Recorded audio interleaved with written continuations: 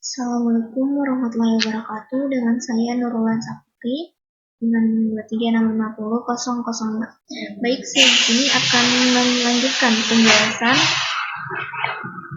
mengenai materi dari mata kuliah Manajemen Teknologi Informasi, dan ini adalah materi kelima yang akan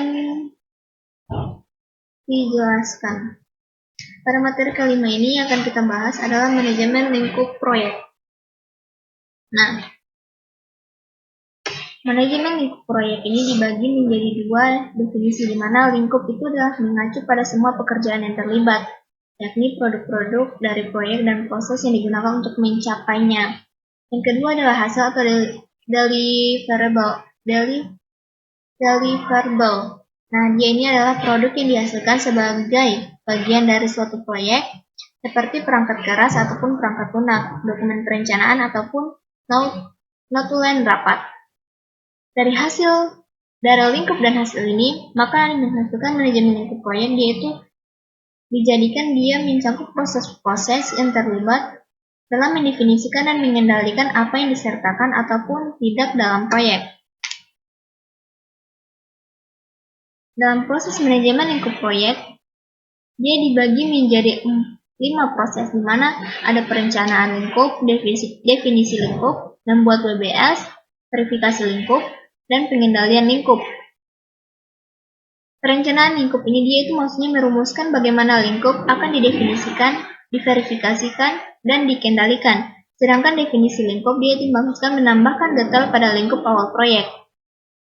Membuat WBS dia itu dimaksudkan membagi proyek menjadi unit kerja kecil sehingga dapat mudah ditangani. Berikutnya verifikasi lingkup. Verifikasi lingkup dia ini memastikan bahwa lingkup proyek telah sesuai. Sedangkan pengendalian lingkup dia itu mengendalikan perubahan lingkup proyek ataupun mengelola perubahan yang terjadi dalam lingkup proyek.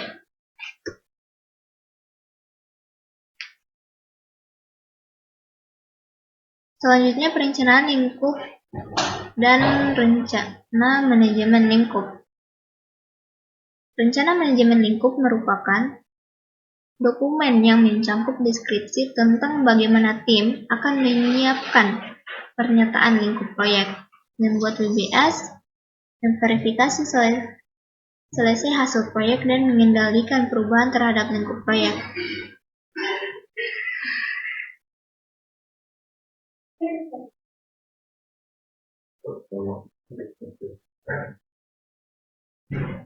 Nah, di dalam rencana manajemen lingkup proyek ini, input utama ini adalah carta proyek, pernyataan lingkup awal, dan rencana manajemen proyek. Contoh Project Carter.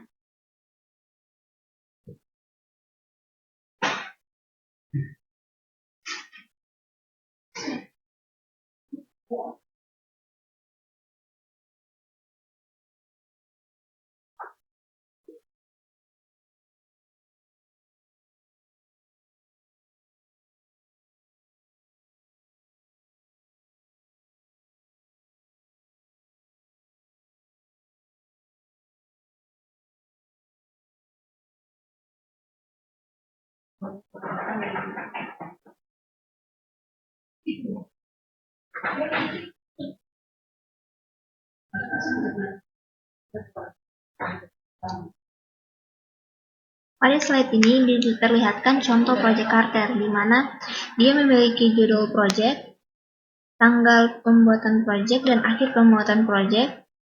Ada manajer project, objective project, approach, dan roles and responsibilities.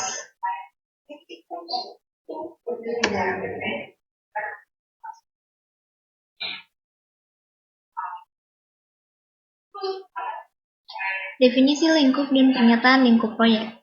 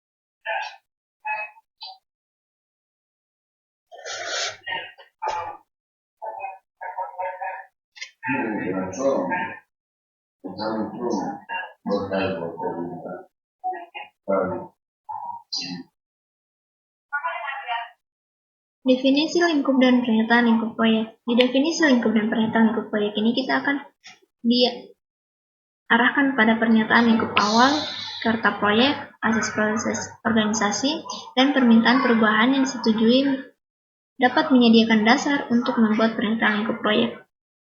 Nah, dari hal-hal ini kita diarahkan pada pernyataan yang mengatakan bahwa seiring waktu, ruang lingkup sebuah proyek harus menjadi lebih jelas dan lebih spesifik. Untuk penetapan lingkup proyek lebih jauh, dapat dilihat di sini ada project charter, contoh dari penggunaan. Contoh dari project yang akan dibuat. Di sini project charter di mana dia dikatakan update my FH servers, memiliki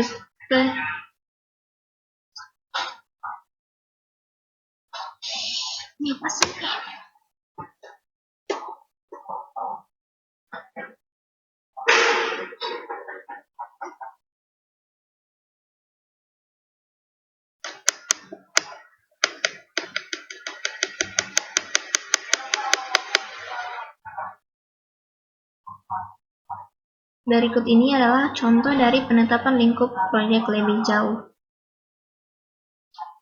Ini adalah contoh dari project charter. Lanjut, membuat work breakdown structure charter atau WBS. WBS merupakan struktur yang membagi pekerjaan proyek menjadi unit yang lebih kecil sehingga lebih mudah dikelola.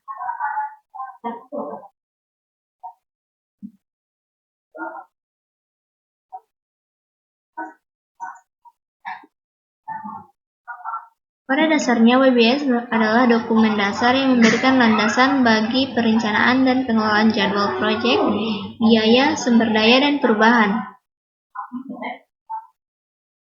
Dekomposisi merupakan bagian hasil dari proyek menjadi bagian-bagian yang lebih kecil.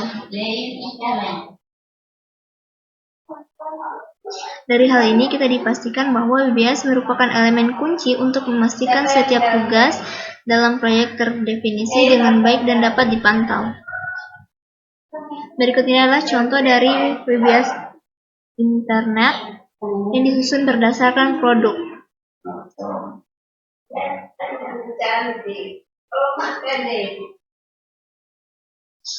Ini adalah gambar struktur dari produk intranet, di mana dia terdiri dari website design, homepage design, market page, dan sales page.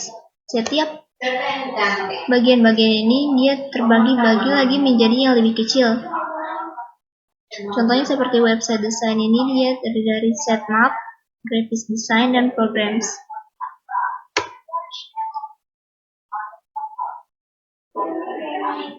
Ini adalah gambar contoh dari WBS internet intranet yang disusun berdasarkan fase. Setiap fase memiliki tingkat level yang berbeda-beda. Level 0 merupakan internet project, terus level 1, level 2, dan level 3.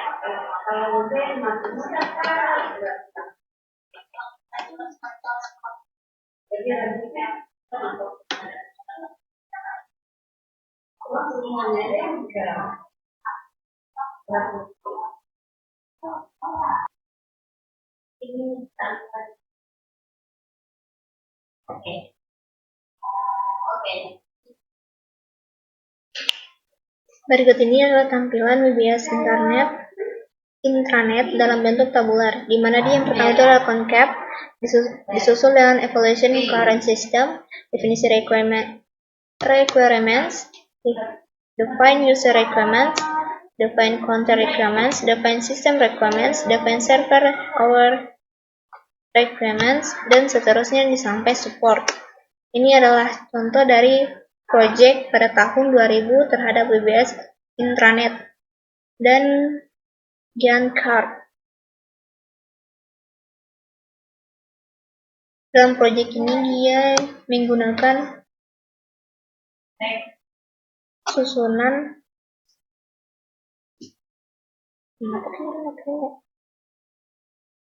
seperti pada materi sebelumnya, materi keempat.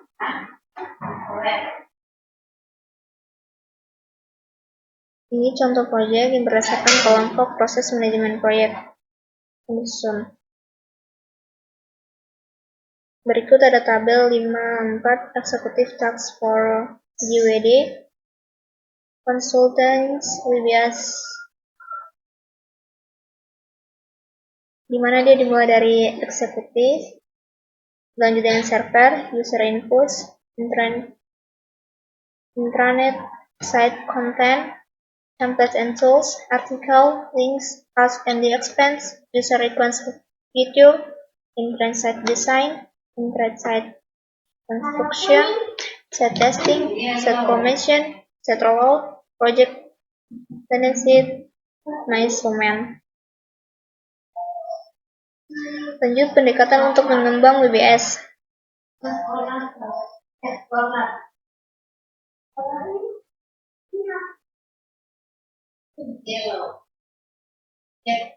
Dalam pendekatan untuk pengembangan WBS ini dia dibagi menjadi 5 pendekatan.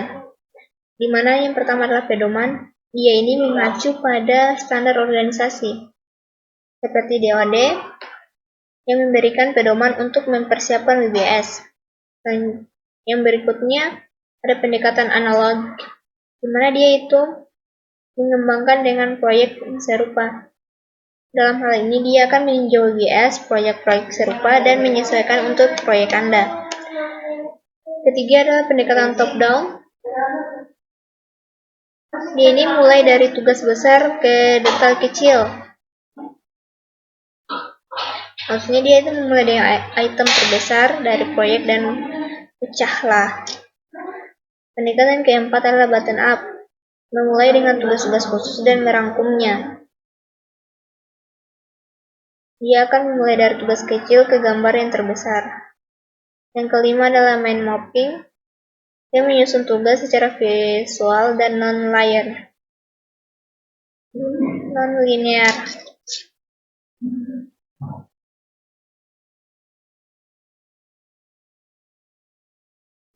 Menulis tugas di format non-linear dan bercabang, dan kemudian membuat struktur WBS.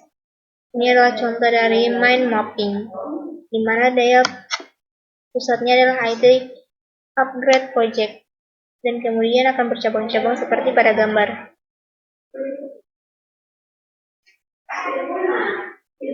Dan ini adalah hasil dari WBS dalam bentuk diagram.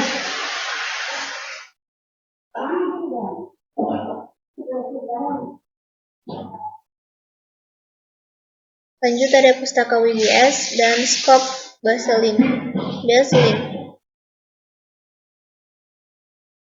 Pada pustaka WBS ini ada 3 poin penjelasan.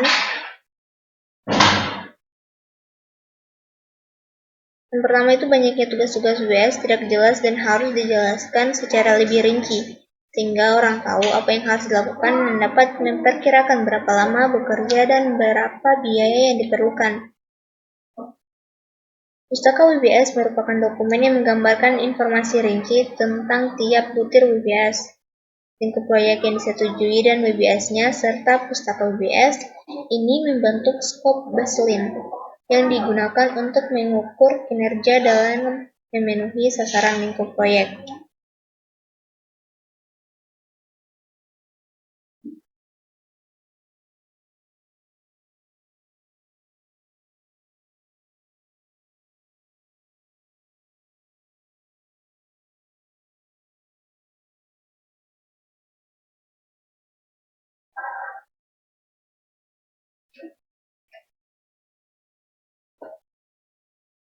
Verifikasi sangat sulit untuk membuat pernyataan lingkup dan WBS yang lebih baik bagi suatu proyek. Bahkan dia itu lebih sulit lagi untuk memverifikasi lingkup proyek dan meminimalkan perubahan lingkup. Berlayaknya proyek teknologi informasi yang sengsara karena scope creep dan verifikasi lingkup yang buruk. Sehingga kita membutuhkan yang namanya pengendalian lingkup. Dalam pengendalian lingkup ini dia melibatkan pengendalian perubahan terhadap lingkup proyek, di mana sasarannya adalah mempengaruhi faktor penyebab perubahan lingkup, memastikan bahwa perubahan yang diproses berdasarkan prosedur dan pengembangan dan sebagai bagian dari pengendalian perubahan. Yang terakhir adalah itu pengolahan perubahan ketika terjadi. Di verifikasi dan pengendalian lingkup ini, jika ditarik dari besarnya dia itu proses ini dia krusial untuk menghindari konflik dan kemudian hari akibat perubahan yang tidak dikelola dengan baik. Sama dengan pengertian dari varians ini. Varians adalah perbedaan antara rencana dan kerja aktual.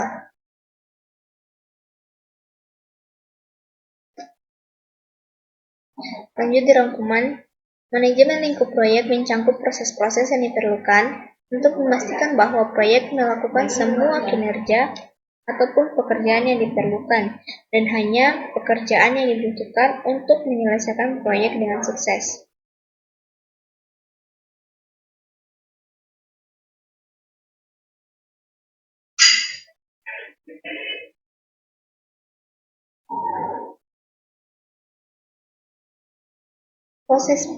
Proses utama yang mencangkupnya ialah perencanaan lingkup tadi yang dibahas, definisi lingkup, pembuatan WBS, verifikasi lingkup, dan pengendalian lingkup. Kesimpulan dari materi ini adalah manajemen lingkup proyek merupakan suatu kunci keberhasilan manajemen. Kesimpulan dari materi ini merupakan menjelaskan bahwa pentingnya manajemen proyek, yang dimana dia itu merupakan kunci untuk keberhasilan suatu proyek. Manajemen lingkup proyek ini dia memastikan bahwa proyek ini mencakup semua pekerjaan yang diperlukan untuk mencapai tujuan tanpa menyimpang dari lingkup yang ditentukan. Dalam prosesnya dia melibatkan beberapa tahap, di mana yang pertama adalah tahap perencanaan lingkup. Dia ini untuk menentukan cara mendefinisi, memverifikasi, dan menentukan lingkup. Yang kedua, definisi lingkup, pembuatan VBS, verifikasi lingkup, dan pengendalian lingkup yang seperti dijelaskan pada gambar-gambar sebelumnya.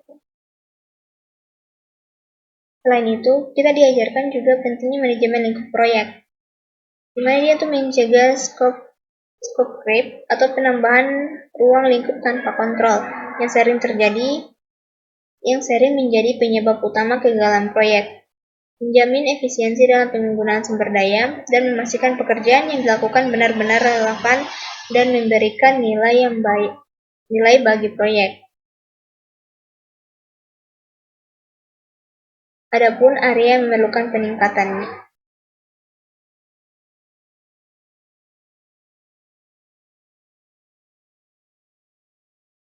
Manajemen lingkup proyek memberikan kinerja keras dan kerangka kerja yang kuat untuk memastikan bahwa proyek berjalan sesuai jalur. Dengan mengikuti proses yang terstruktur, tim proyek dapat mencapai hasil yang optimal, menghindari konflik, dan meminimalkan risiko kegagalan.